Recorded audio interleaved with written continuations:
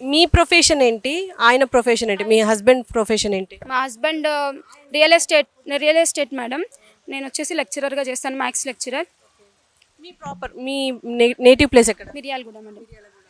So మీ మధ్యవర్తి ఎవరైతే ఉంటారో అంటే మీకు సంబంధం ఆయన ఏం మాట్లాడలేదా అంటే ఈ విషయంలో? ఇప్పుడు వాళ్ళు ఏం ఇన్వాల్వ్ అవ్వట్లేదు మేడం. అంటే మీకు ఇది ఇప్పుడు హల్దీకి ముందు లేకుండే, హల్దీ తర్వాతనే ఇదంతా స్టార్ట్ అయ్యింది. ట్రీట్మెంట్కి వెళ్తే డాక్టర్ ఏమన్నారు? ట్రీట్మెంట్కి వెళ్తే మెడిసిన్ ఇచ్చారు, తగ్గిపోతుందని చెప్పారు. ఒక 1 వీక్లో అది తగ్గిపోయింది. ఏమన్నా అంటే ఫ్యూచర్లో వచ్చే ఛాన్సెస్ ఉంటుంది అంటారు, అదే పాట. ఇప్పుడు ఉంది అని కాదంట మేడం, ఫ్యూచర్లో వస్తే ఈ దేనికి ఎవరు సర్టిఫికేట్ ఇస్తున్నారు మేడం? రాదు అని సర్టిఫికేట్ తెచ్చుకోవాలంట మేడం, నాకు ఏది రాదు అని. దేనికి సర్టిఫికేట్ ఇస్తున్నారు? అప్పటికి నేను హోమియోపతిలో తగ్గుతుందంట, వెళ్దాం రండి అంటే నేను హోమియోపతిని నమ్మనంటావు. ఇంకా నేను చెప్పాలి మీకు, ఎలా అర్థమయ్యేటట్టు చెప్పాలి అంటే మీరు అక్కడ ఒక వచ్చిన దాన్ని తగ్గడానికి కాదు మీరు మాట్లాడేది. ఎలా అయినా కూడా ఒక రీజన్ వెతుకుతున్నారు అక్కడ, అంతే. ఇప్పుడు మీరు కార్తిక్ తోని మాట్లాడే ప్రయత్నం ఏమైనా చేసిండ్రా? అంటే ఫోన్లో చేయడం కానీ మెసేజ్లు చేయడం? చాలా సార్లు ట్రై చేశానండి నేను ఆయనతో మాట్లాడనీకి, కలవనీకి.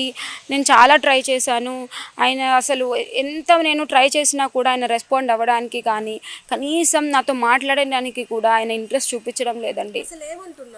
నాకొద్దు, ఇంతే, ఇంకదే మాట, నాకొద్దు, వద్దు. అలాగే అమ్మగారు ఉన్నారు, పావని అమ్మ. అమ్మ మీరు చెప్పండి, ఎప్పటి నుంచి ఈ సమస్య మొదలైంది మీకు? అంటే ఇప్పుడు పావనిని ఇంటికి రావద్దు అని చెప్పేసి ఎప్పటి నుంచి అంటున్నారు? 3 నెలల తర్వాత నుంచి అన్నారు మేడం. పెళ్ళైన 3 నెలల తర్వాత? 3 నెలల తర్వాత, 3 నెలల దాకా ఏం అనలేదు. మా కోడలు చాలా తెలియగలది, మా అమ్మాయి మంచి చదువుకున్నది, అమ్మాయి నా కోడలైన బంగారం అని బాగానే మాట్లాడుకున్నాం. 3 నెలలు అయిన తర్వాత ఇక మాకొద్దు, అది సూర్యాసిస్ అంటూ జబ్బు కాదు, వాళ్ళు అంటున్నారుగా, వాళ్ళు అంటున్నారుగా అమ్మా అదని వాళ్ళు చెప్తున్నారు. కానీ అదంతా అబద్ధమే మేడం. సరే, వాళ్ళ ఇష్టం మేడం. మేము ఇప్పుడు 3 రోజుల నుంచి ఇక్కడ జరదీస్తున్నాం. అంతకుముందు 6-7 సిట్టింగులు చేయించాం, కూర్చొని మంచిగా మాట్లాడుకుందాం సామరస్యంగా. అంటే ఎక్కడ కూడా నేను ఆ మినిస్టర్తో మాట్లాడుతున్నా, ఈ మినిస్టర్తో మాట్లాడుతున్నా, నేను ఇప్పుడు బొంబాయిలో ఉన్నా, నేను రాను అని ఏదో ఒకటి అడ్డం జరుపుకుంటూ ఇప్పుడు సంవత్సరం అయింది మేడం. అంటే కూర్చున్నప్పుడు ఏం మాట్లాడారు పావని గురించి కానీ మీ గురించి కానీ? నాకు ఒక వారం టైం ఇవ్వండి, ఒక 3 డేస్ టైం ఇవ్వండి, నేను వస్తా, వచ్చి మాట్లాడతా అని చెప్పేవారు, వెళ్ళేవారు. కార్తీక్ వాళ్ళిద్దరు భార్య భర్త మాట్లాడుకుంటారు మేడం, నేనేం మాట్లాడలేదు.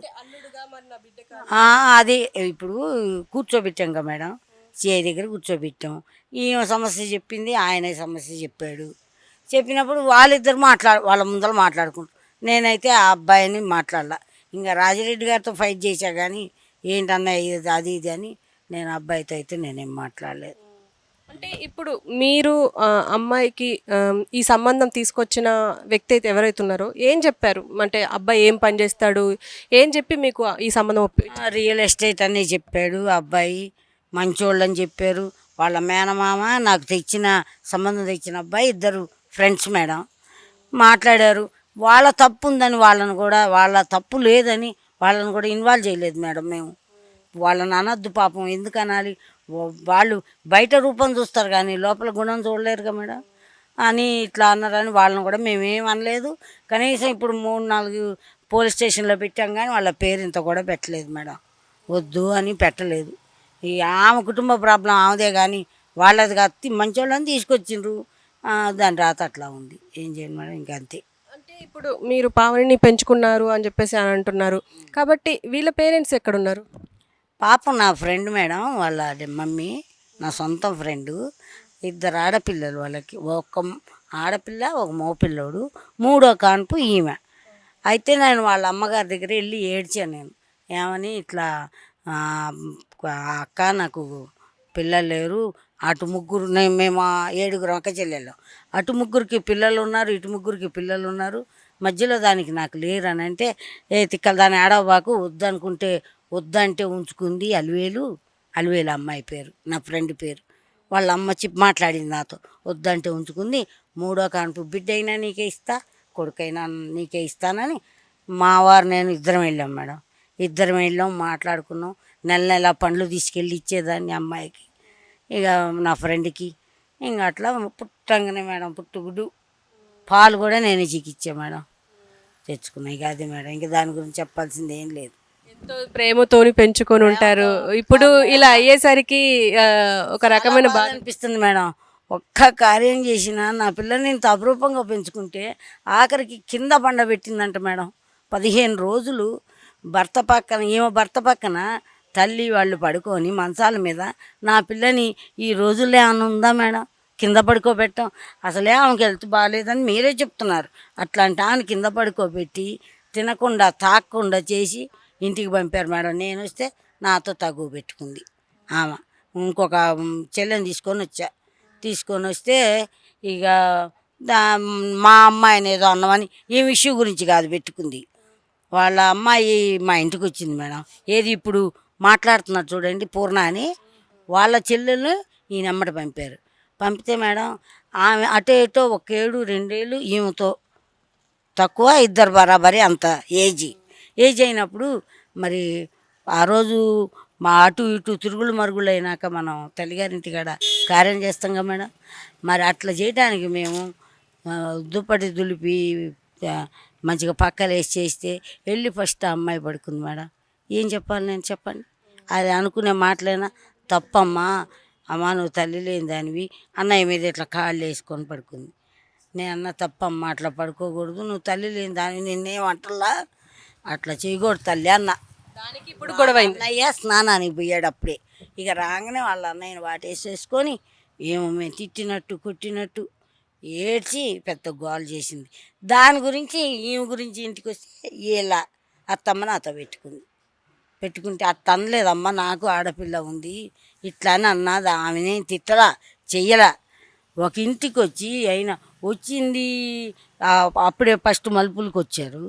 వచ్చింది ఏం పని, పక్క ఎంగిన నువ్వు పడుకుంటే నీ ఏజ్ అంతా నేను లేపుతానా, లేమా పక్క నుంచి లే నువ్వు అంటే అనగలుగుతున్నా చెప్తా. ఇంకా ఆ విధానం ఆ రోజు బాగానే ఉంది, ఇంకి కార్యం జరగల. ఇప్పుడు నష్టపడింది ఎవరు మేడం? మేమేగా, నా బిడ్డేగా. ఆ రోజు జరిగిపోయి ఉంటే ఏమో తర్వాత అయితే చూపించుకొని ఆయనే మంచిగా ఉండేము.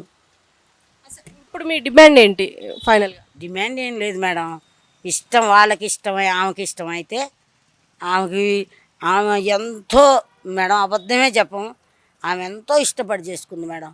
నా మాట కూడా కాదంది మేడం. ఎందుకో తెలుసా మేడం, మా ఇంటికి 10 కోట్లు ఆస్తున్న వాళ్ళు వచ్చారు, జాబ్ ఉన్న వాళ్ళు వచ్చారు, నేను చేసుకోను, నేను కార్తీక్నే చేసుకుంటా అని పట్టుబట్టి సంవత్సరం ఆగి చేసుకుంది మేడం.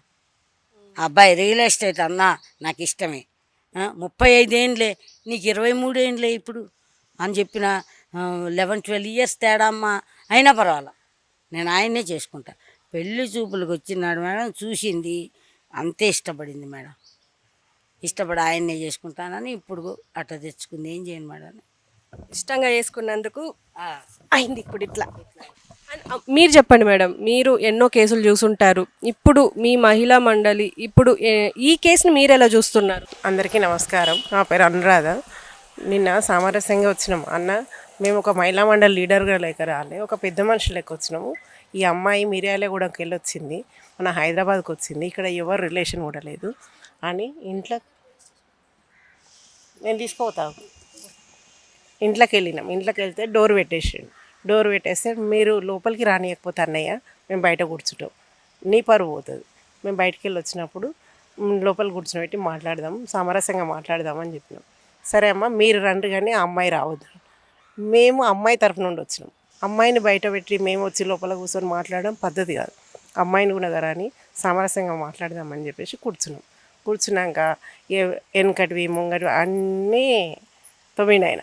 అయితే ఇవన్నీ కాదన్నయ్య, మీ కూడలామె, మీది ఇంకా రిలేషన్ తెగిపోలేదు, కోర్టు నుండి విడాకులు రాలే, అమ్మాయి పెళ్ళయి సంవత్సరం కాలే, మీరు కోర్టులో అప్లికేషన్ పెట్టుకున్నా కూడా పిటిషన్ వేసుకున్నా కూడా సంవత్సరం కానీ తీసుకోరాడు, ఇంకా రిలేషన్ ఉంది, మీ కూడలామె ఉండని అంటే నాది ఫంక్షన్ ఉందమ్మా, ఫంక్షన్ అయిపోయినాక మాట్లాడతాను. అయితే ఫంక్షన్ అయిపోయినాక మాట్లాడతా అంటే ఫంక్షన్కి నీ కోడలు ఉండాలి.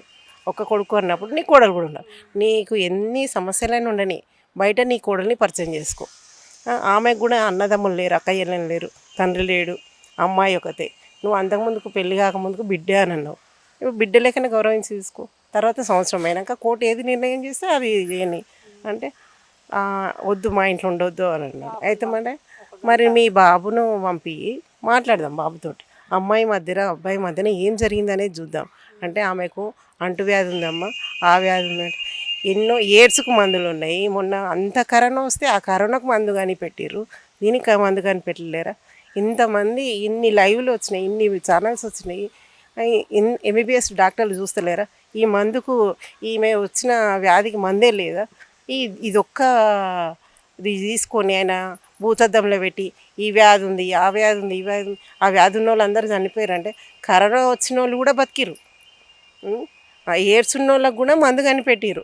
దీనికి ఎందుకులే? మిర్యాలగూడెంకి వెళ్ళి వచ్చింది మొన్న నుండి అమ్మాయి ఈడొచ్చి ఉంటుంటే అందరు మహిళా మండలి వాళ్ళు ఈ లైవ్లు చూస్తున్నారు.